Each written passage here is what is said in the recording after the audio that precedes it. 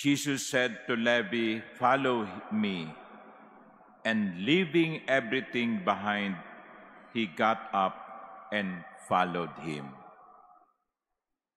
Leaving everything behind, including his table, his pen, perhaps his calculator, as it was understood then.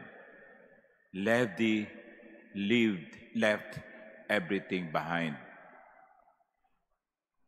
My dear brothers and sisters, I think this is an invitation to us to reflect on the story of conversion. When we follow the Lord, we cannot bring with us things, persons, places, habits that contradict the teachings of the Lord. We cannot say, "Lord, I love you and I will follow you," and at the same time saying yes to our bad habit, saying yes to our evil life. We have to leave everything behind. Kasi kung minsan, sigurista tayo eh. Susunod tayo sa Panginoon, pero dala-dala pa rin natin yung mga bagay na gusto natin. Pero hindi lahat ng gusto natin tama. Hindi lahat ng gusto natin ay kalugod-lugod sa Diyos. Hindi lahat ng gusto natin ay kalooban ng Panginoon. When we follow the Lord, just like when Levi answered the invitation of the Lord, we have to leave everything that contradicts the teachings of the Lord. Sa Tagalog, meron tayong sinasabing hindi tayo pwedeng mamangka sa dalawang ilog. Hindi tayo pwedeng mamangka sa dalawang ilog. Hindi tayo pwedeng nagdarasal, nagsisimba, no?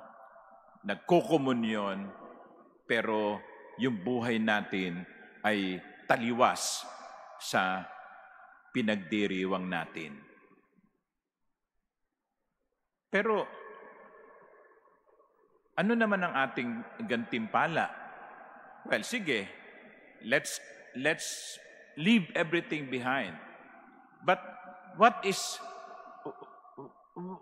do I receive for leaving everything behind? Then the first reading tells us blessing. Blessing. There are several times when the word "if" and "then" were used in the first reading. If you do this, then I will do this. That is the assurance given by the Lord.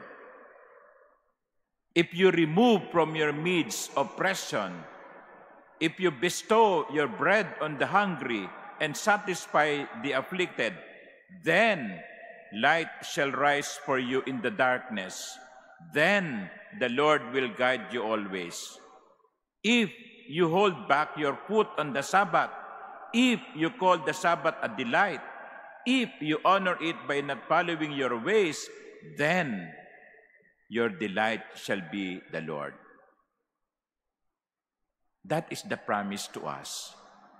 If we follow Jesus faithfully, even with sacrifice on our part, the Lord will bless us more abundantly.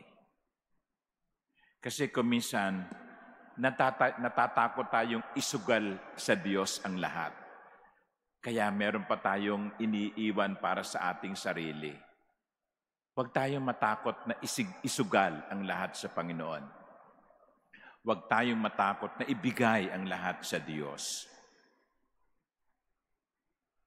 At iwan yung mga bagay na taliwas sa kanyang gusto. Huwag tayong matakot na gawin yon.